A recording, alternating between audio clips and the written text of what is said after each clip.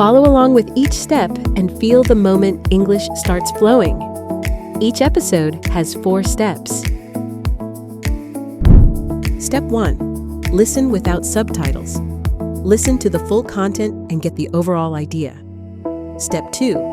Learn the vocabulary. Listen again with subtitles and pick up the key words. Step 3. Create your own sentence. Practice using today's key phrase and get instant feedback. Step 4. Share and practice. Share your thoughts and practice with real people. In this video, we'll do Step 2 together. Steps 1, 3, and 4 are available on Plotory for free. Now let's get started. Step 2. Hey, sorry. You want anything? I'm gonna grab another coffee. I've actually been cutting back. I'm kind of on a whole reset thing right now. A reset thing. What does that mean? Okay, so don't make fun of me. I deleted Instagram off my phone last week. Okay. Like, fully deleted it. Not just moved it to a folder. Gone. And you're telling me this like you climbed Everest. I knew you were gonna be like this, but honestly, it was kind of a big deal. I was spending, and this is embarrassing, like 2 hours a day on it. Combined, not in one sitting, but still. I mean, yeah, that's a lot, but I don't think that's unusual. Most people are probably around there. That's kind of the problem though, right? Like, the fact that it's normal doesn't mean it's fine. I guess. So, how was it? The week off? It was weird. The first 2 days, I kept reaching for my phone and there was nothing there. Like, I'd be waiting for my food to come at a restaurant, and I didn't know what to do with my hands. That's called being a person in 2006. Right. But then by day 3 or 4, I started noticing things. Like, I was actually present at dinner with my coworker. I wasn't half listening while scrolling under the table. And I slept better. I read before bed instead of doing that thing where you're lying there watching reels and suddenly it's 1 a.m. Okay, sure. But that sounds like it's more about screen time in general, not specifically social media being some evil thing.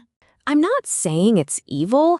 I just think it's kind of changing how we interact with people. Like, okay, this is what got me thinking about it.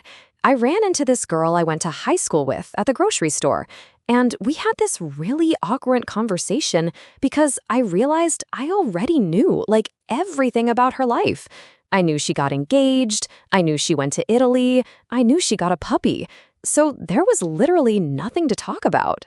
Or maybe you just don't have that much in common with her, and it would have been awkward anyway. Maybe. But I think there's something to the idea that we've replaced actual conversation with just observing each other's highlight reels. Like, I know all this stuff about hundreds of people, and I'm not actually close to most of them. I don't know. I feel like social media gets blamed for a lot of stuff that's really just like human nature. People have always been bad at small talk. People have always compared themselves to other people. Instagram didn't invent that. No, but it scaled it. That's the difference. You used to compare yourself to your neighbor. Now you're comparing yourself to everyone you've ever met, plus a bunch of strangers. That's fair. I just think, I don't know, I use Instagram and I'm fine. I follow my friends, I look at some basketball stuff, I move on. It doesn't consume me. But do you think it's changed how you talk to people? Not really. Not even a little? I mean, okay, maybe sometimes I'll text someone a meme instead of calling them, but I wouldn't have called them anyway. The meme's just bonus communication. Bonus communication? I'm serious. If anything, I stay in touch with people more because of social media. Like guys I played basketball with in college, I would have completely lost touch with them. Now I see their stuff, I react to it, sometimes we message. It's low effort, sure, but it's something.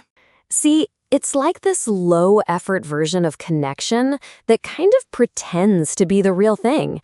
You feel like you're maintaining a friendship, but if you saw one of those guys in person, what would you actually talk about? Basketball. Same as always. You know what I mean. I do, but I think you're being kind of, I don't know, a little idealistic about what friendship is supposed to look like. Not every friendship has to be some deep heart-to-heart. Some friendships are just, hey, we like the same thing, we check in now and then, it's chill. And social media makes that easier. Okay, that's actually a good point. I'll give you that. Wow, I'm holding on to that. You just said I was right. Yeah, don't get used to it. But I still think there's a difference between those casual friendships and the ones that actually matter. And I worry that we're spending so much energy on the shallow ones that we don't have anything left for the real ones. Is that actually happening to you, though? Or is that like a thing you read in an article? Both. Okay, fine. I read this piece in The Atlantic about it, but I also noticed it in myself. Like, I had a whole week where the most meaningful interaction I had with my friend Leah was reacting to her stories. And then when I saw her in person, I was like, oh, wait, I have no idea how she's actually doing. Okay. Yeah, I can see that. But isn't that more about being intentional? Like, you could use social media and also call Leah. Those aren't mutually exclusive. In theory, yes. But there's this thing, and this is what I keep coming back to, where social media gives you this illusion that you already did the work. You liked her post, you sent a heart emoji, so your brain kind of checks the box, like friendship maintained. The heart emoji as friendship maintenance? That's bleak. It is bleak. That's my point. But I don't think deleting Instagram fixes that. Like, you could delete every app and still be bad at keeping in touch with people. My dad has never had social media in his life, and the man does not call anyone. That's a fair counterpoint. I think the real issue isn't the platform. It's that people don't want to put in the effort. Social media just makes it easier to pretend you did. Wait, isn't that basically what I'm saying? I mean, kind of, but you're blaming the tool and I'm blaming the person. Like, a hammer isn't bad just because someone uses it wrong. I hate the tool analogy. Everyone uses that. A hammer doesn't have a team of engineers designing it to be maximally addictive. Okay, sure. The algorithm thing is a real issue. I'll give you that. When I open TikTok, I literally forget what year it is. Right? And that's by design.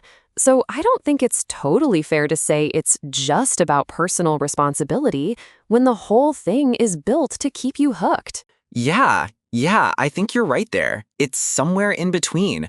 Like, you can acknowledge that the apps are designed to be sticky and also take responsibility for how much time you spend on them. I can live with that take, but here's the other thing that hit me during my week off. I was so much less anxious. Like, I didn't realize how much mental energy I was spending on other people's stuff. Seeing everyone's career wins, their vacations, their perfect relationships, none of it was making me feel good. The comparison thing. Yeah, and I know intellectually that it's curated. Nobody posts their bad days. But knowing that doesn't make it stop affecting you. I think that depends on the person, though. Like, I genuinely don't compare myself to people on Instagram. I see someone's vacation and I'm like, cool, good for them. It doesn't make me feel bad about my life. I believe you, but I also think you might be the exception, not the rule. Maybe. Or maybe I just don't follow people who make me feel bad. I feel like a lot of this is about who you follow and how you use it. Like, I unfollowed a bunch of people a while back, and now my feed is basically just friends and basketball highlights. That's probably healthier. Yeah, I was following like 600 people. Half of them I couldn't even pick out of a lineup. So maybe the answer isn't burn it all down. Maybe it's just curate better? Maybe, but I also think there's value in stepping away sometimes and remembering what it feels like to not have that noise. Like this past week, I actually called my mom for no reason, not because I saw something on her Facebook, just because I wanted to hear her voice. That's nice. I should probably call my mom more. You should. She's great. She'd love to hear from you, by the way. She asks about you. Tell her I say hi. But seriously, I'm not saying everyone needs to delete everything. I'm just saying I think most of us haven't really stopped to think about what it's doing to us. We just kind of accepted it as part of life. I mean, it is part of life now. Yeah, but so is like sitting in traffic, and that doesn't mean I have to enjoy it. I don't think social media is the same as sitting in traffic. It kind of is, though. You're just sitting there, not moving, watching other people go places. Okay, that was actually really good. I hate that you're right about that. I'm putting Instagram back on my phone tomorrow, by the way. Wait, what? After this whole speech? I know, but I missed it. I missed seeing what people are up to. I missed sending dumb reels to you. I just think I'm gonna be more mindful about it. Like, set a timer or something. Follow fewer people. So your big radical move is just using Instagram slightly less. Shut up. Growth is incremental. Ha, growth is incremental. That should be on a motivational poster. I'm serious, though. I think the takeaway is just pay attention to it. Notice when you're scrolling instead of being present. Notice when you're reacting to a story instead of actually reaching out. That's fair. I can get behind that. I might even try a day without it. Like one day. Wow, one whole day? Hero. I said what I said. Anyway, I gotta go. Tyler needs me to help him move a couch, and I've already been putting it off for 3 hours. Classic. All right, go. Tell Tyler I said hi. Will do. And hey, thanks for actually calling me to hang out instead of just sending a meme. See? I'm already growing. Incrementally. Get out of here.